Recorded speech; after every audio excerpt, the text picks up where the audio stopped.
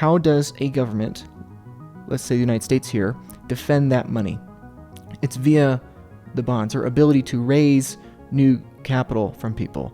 Yes, it's also dependent on their ability to tax the population and everything else, but it all comes down to the bonds. If the government cannot raise money and spend money, they can't get politicians elected, because how are they going to be able to do that? So this is a major red flag for conflict. If you look at the American Revolution, look at the French Revolution, World War I, World War II, the Russian Revolution, the Chinese Revolution, or both Chinese revolutions, just look at, and that's just in the last century and a half or so. You look, a couple centuries, you look back over millennia, so many conflicts arise as a result of this monetary cannibalism, essentially.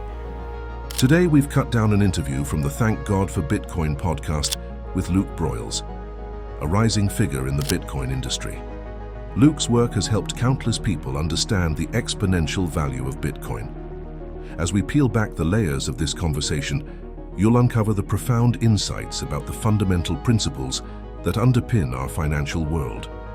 From the undeniable impact of real estate to the enigma of government debt, you'll uncover the mechanisms that influence our daily lives, discovering that money isn't just a tool, it's the driving force behind the choices we make and the conflicts we face. If you want to see Luke and I do more videos like this together, let us know in the comments and hit that subscribe button to stay tuned for more. Real estate is a significantly better investment than stocks, for the sole reason you can borrow money against the real estate at really low interest rates. If you buy $1,000 of stocks, let's say a larger number, let's say $100,000 of stocks. If in 20 years it goes up 10x to $1 million, that's great. But with real estate, with $100,000, you could borrow an absurd amount of money from the bank at an absurdly low interest rate.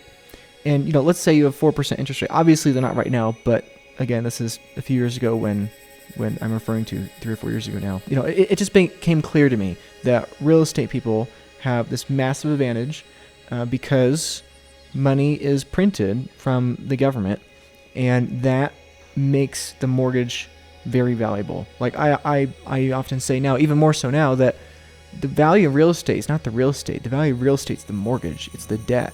Because you are buying hard assets with another asset you essentially can create out of thin air, via borrowing money. So why is it that these borrowers, these real estate borrowers, are benefiting disproportionately more than literally everyone else?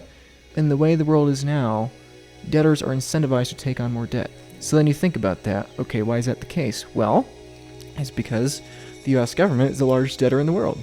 All the governments around the world are debtors in the world. And so the problem is that the U.S. government is run by human beings. It's run by people. And they have this ability to create new units, new dollars, new, what I often call political currency units, because that's what they are. That's the more accurate term. They have the ability to do that. And so since they have the debt, they will use that ability they have to distort reality in that sense as long as they possibly can.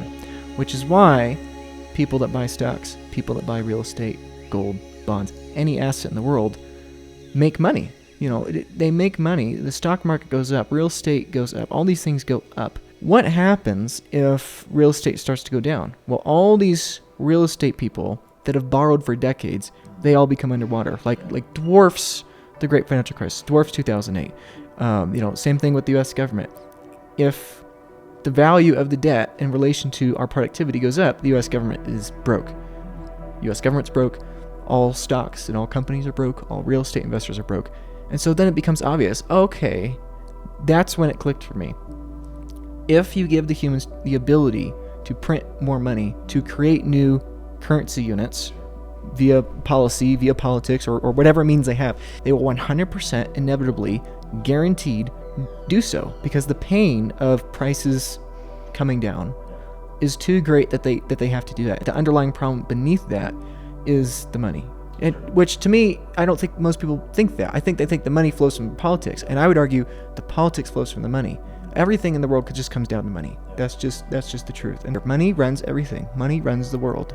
All economics, all policies, all laws, all regulations, everything comes down to money. Even the U.S. Constitution, what is that? It's a piece of paper, and that defends people's property rights. So it's like even that is a derivative of who controls the money, who owns the money, who has rights to money. All incentives are a derivative or dependent on the incentives of money.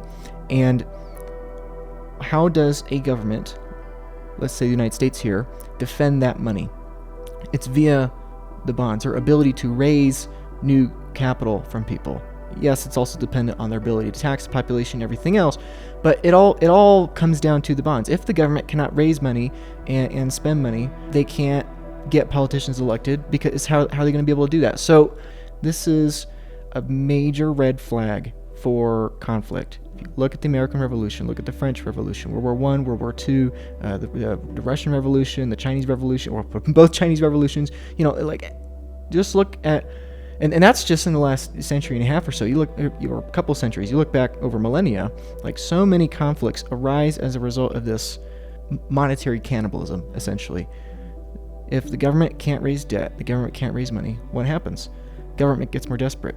When they get more desperate, people trust the government less. When they trust the government less, they're less willing to buy bonds. They're less willing to buy bonds, the government gets more desperate. And it just continues. It's a negative feedback loop. That's the problem. In the same way that you can think of a credit card addict, and I've met people that it's really sad, but that's what happens. They borrow, and now their income, their productivity can't keep up with their interest payments. They can't keep up with their debt. And so even a modest amount of credit card debt just spirals out of control. Even at low interest rates, the math still doesn't work. At higher interest rates, the math doesn't work either way. It's just that the higher interest rate, the faster it occurs. And that, in a very oversimplified way, was the concern I came to in 2020. I'm like, wait a second, we just shut down the world for months on end. Here in the States, we're privileged enough that we just have delays in our movies and our new phone releases, but elsewhere in the world, they have much more serious issues when we shut down the world. But then I realized, okay, we have probably crossed a tipping point. And I do think that. I do think when people look back, they'll remember 2020 as one of, if not the critical years at which demand started declining for bonds. So anyway, well, here's the problem. In 2020, people were saying, oh, deflation is going to be a problem. We don't have to worry about inflation. Nobel Prize economists, every politician, every side of the aisle, Treasury, Fed, everyone said that price is going to come down. Everything's going to collapse. We have to print a bunch of money to bail everyone out. And I was like, no, that's wrong. Because when the government can't repay their bonds, they have to print money to make up the deficit. Again, let's take the credit card person for simplicity. If you can't pay your credit card bills and you no longer have the income or productivity to do that, and I give you a magical red button that you could just print to compensate the difference, you will do it every single time, because you will do everything you can to meet this month's credit card bill so you can feed your kids. And that's what we did here. And that's when I realized, okay, we just broke that. We're not bringing enough productivity anymore. And so now I'm like, okay, real estate's about to skyrocket, stock's about to skyrocket. There's going to be so much inflation. Anything that can't be created out of thin air will go up in price in terms of things that can be created out of thin air, indefinitely, forever. So I realized, okay, this is a problem. We've just escalated this. What's the solution? I was like, I don't know what's the solution. I guess real estate, because real estate you can borrow debt, and like I said before, the more they print, the more it benefits real estate investors. So I was like, okay, I guess I'm good with my real estate. So I was like, okay. But then 2021, I realized that's not a fix. That's just delaying it. And so then the humanitarian case for Bitcoin I came across. In hindsight, it was so obvious, but I came into Bitcoin viewing it as a solution or the solution to this problem. Really what tipped me over the edge was realizing the humanitarian impact. Everything I'm saying has a human cost. This whole, bond market, blah, blah, blah, real estate, blah, blah, blah. It's like, this is real. This is real for people. I can sit here and talk about mortgages and interest rates all day, but it's like, at the end of the day, we're talking about people's ability to afford housing in the U.S. and elsewhere. I can blabber on about bond markets all day, but it's like, at the end of the day, this is a major predictor of conflict. So it's like, the ability for humans to print money is a flaw in our technology. So the only solution and the only thing that can do that is finding a form of money that cannot be changed by human beings. That's a solution. Luke emphasizes the pivotal role of money and its influence on human behavior. He urges that a technological solution to the human-driven flaws in our monetary system is essential, and Bitcoin offers a groundbreaking solution. In fact, it is the only solution that currently exists. We hope this conversation enlightened you to the interconnectedness of money, power, and conflict, and gave you a basic understanding of the forces that shape our world. Go give Luke a follow if you don't already. Let us know what you thought about this video in the comments. Don't forget to like this video and subscribe to our channel for more videos like this every week. We'll see you next time.